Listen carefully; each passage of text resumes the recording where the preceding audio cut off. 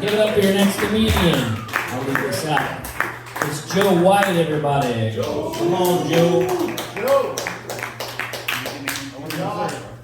We need some strong boys. Keep clapping for Joe.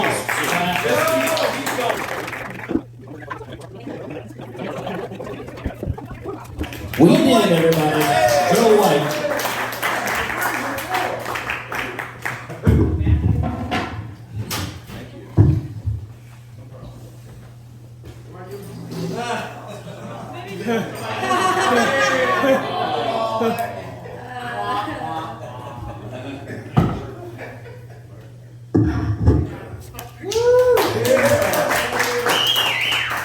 My name's Joe White, and as you can tell, I set high goals for myself.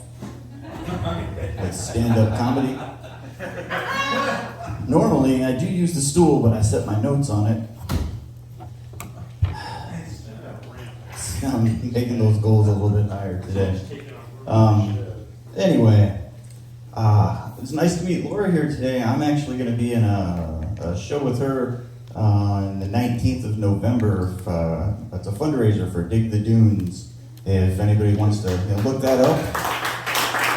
I got chosen to be the local comic for the event, and I couldn't be more proud. So I'm brushing up today. Thank you. It's been a bit since I've been on stage.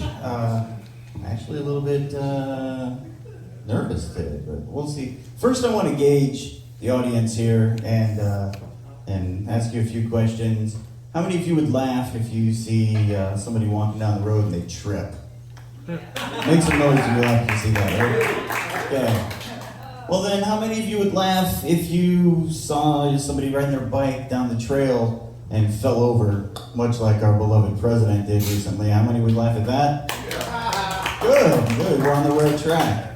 How many of you guys would laugh if you see somebody, I don't know, fall out of their wheelchair? Okay, that's a better response than I usually get. Normally, Joe knows how to split the room in half, but good. Seems like most of you weren't raised by decent people, so that should make the next 4 minutes go a little bit, be a little bit less painless. I'll tell you a story here. I call it the Pooh Bear story. And that's because some days I'm not feeling so good, or I'm feeling just a little bit lazy, and I only dress the upper half if I'm not going anywhere. Pooh Bear. It just so happened. Thank you. Just so happened that I was having one of those evenings where I maybe just ended up in Pooh Bear status. And I was like, oh, I need to get my charger for my phone. It's out in my van. It's late at night. I'm faced with the dilemma of what to do about this. So, I don't know. I just throw a hoodie over my lap and I risk it. I mean, late 11, 12 o'clock, something like that. Who's gonna see me anyway?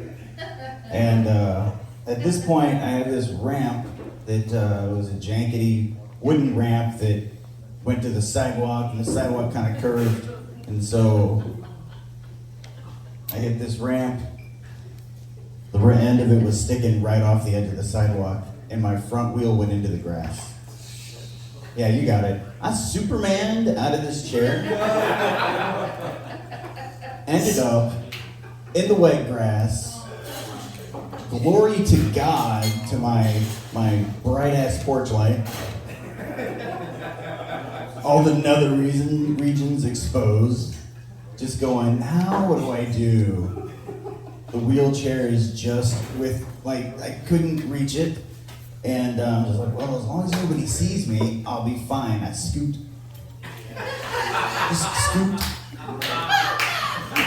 As a Pooh Bear would, just scooped to get closer to the chair. I grab it, I pull it next to me. The key is I get my butt on this foot plate, and then I can get my arms up behind me, and with any luck, I can get my butt up on the seat. I get on the foot plate, and just so happens that's when I see the headlights coming down the road, and I freeze. This must be what a deer feels like. if I don't move, they won't see me. Okay, well, they didn't stop, so obviously they didn't see the guy with a shirt on, sitting in the grass and next to a wheelchair at 11 o'clock at night. That, or I have some pretty insensitive neighbors. All right, at this point you might be asking some of the questions that other people ask me. It wasn't until the wheelchair came into my life that people started asking me these questions. They stop in front of me and they say, "Excuse me, can I ask you what happened?" What happened when? I'm 47 years old. Lots of things have happened in 47 years. I go, okay, well, can I ask you why you're in a chair? And I said, yeah, because my clothes will get dirty if I drag myself around all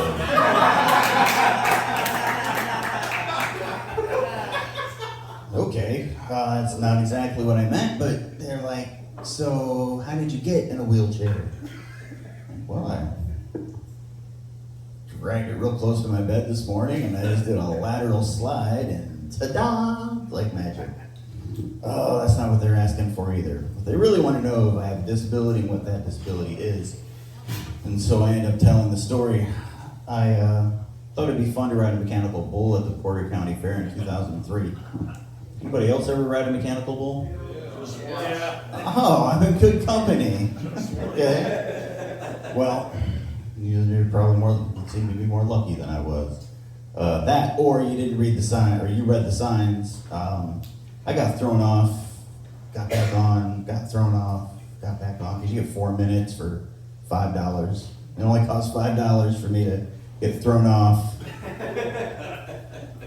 And I didn't know if I was going to do a flip or land on my face, and I didn't do either. I landed right on the top of my head, and my nose literally touched my chest.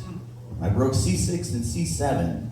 If you go ahead and feel the back of your neck, lean your head down, you can feel that one bone sticks out. I don't see anybody doing it. Oh, right. Yeah, so you feel that.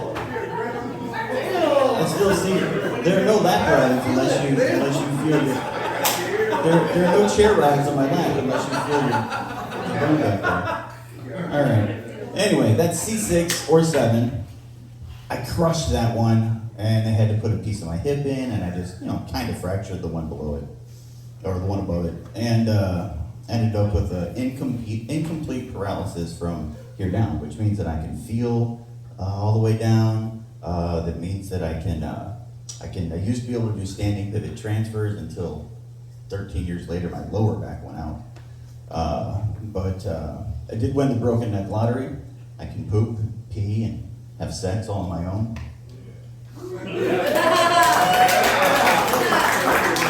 Although, I think if I'm doing it on my own, it's probably not called sex.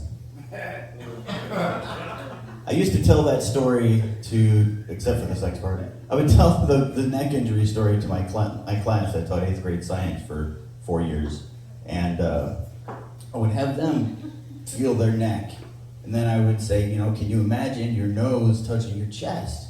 And usually the students were like, well, no. And one year, the last year I was teaching, I had one student, she said, Mr. White, I can do it.